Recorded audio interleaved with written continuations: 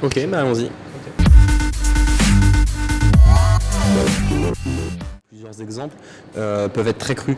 Notamment le pic de pollution en décembre en Île-de-France, qui était dû à de la pollution majoritairement locale, a été présenté comme certain comme venant des centrales à charbon allemandes. Et ce que montrait ce sondage, c'est que près d'une personne sur trois y croyait au final. Donc on voit quand même qu'il peut y avoir un vrai impact sur l'opinion publique, sur des sujets précis. Alors d'abord, je pense que ce qui est important, c'est de plus les ignorer. Le mot d'ordre pendant longtemps, ça a été de dire finalement ça se passe dans un monde un peu parallèle et bizarre qui s'appelle Internet, des petits sites pas connus qui ne sont pas des grandes rédactions et du coup on n'en parle pas. Nous, le parti pris qu'on prend le plus possible, après on fait quand même nos choix éditoriaux, on ne parle pas forcément de quelque chose parce que c'est partagé, mais c'est de s'y intéresser, de suivre ces sujets-là et de traiter ceux qui méritent notre attention et sur lesquels on a des informations à apporter.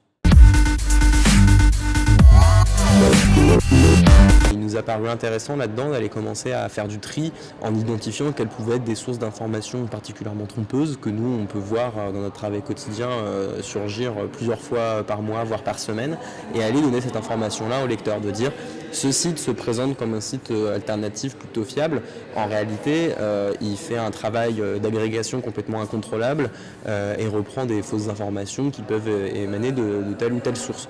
Donc nous, c'est vraiment cette information-là qu'on donne, de dire regardez le site sur lequel vous êtes, voici ce qu'il publie, voici entre guillemets qui il est. Donc évidemment que plus le travail sera collaboratif et enrichi par des informations contradictoires et rapportées par différentes sources, plus le travail sera de qualité. C'est un peu comme sur une fiche Wikipédia. Le problème, c'est que moi, dans beaucoup de sources que j'ai pu identifier dans le travail sur le décodex, ça prend du temps, on a fait des enquêtes, on est allé chercher des informations qui n'étaient pas disponibles de manière publique sur ces sources-là.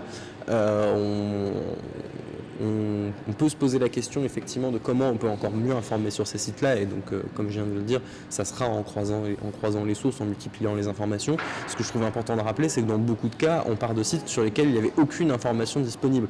Donc la question que je pose aussi en retour, c'est est-ce que c'est mieux d'avoir zéro information ou déjà un peu d'information? Et j'espère demain beaucoup d'informations sur ces sites-là.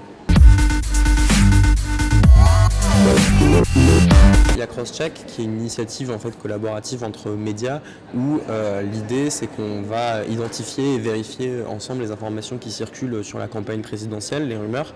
Là ce qui est intéressant c'est qu'on est sur un processus où les médias peuvent eux-mêmes travailler collaborativement pour faire des articles de qualité vérifiables par n'importe quel internaute dans leur démarche en étant le plus précis possible sur ce qu'on vérifie.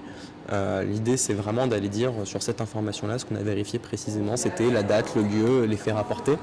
Et du coup, entre médias, on a un regard un peu de contrôle collectif où on est aussi capable de s'alerter en disant attention, je pense que tu as mal formulé la question, je pense qu'il y a un élément précis à rajouter à l'article. Et ça, c'est, je pense, une manière encore plus transparente et plus précise de faire notre travail où on arrive collectivement à viser plutôt le but qu'au final on ait l'information la meilleure possible. C'était efficace.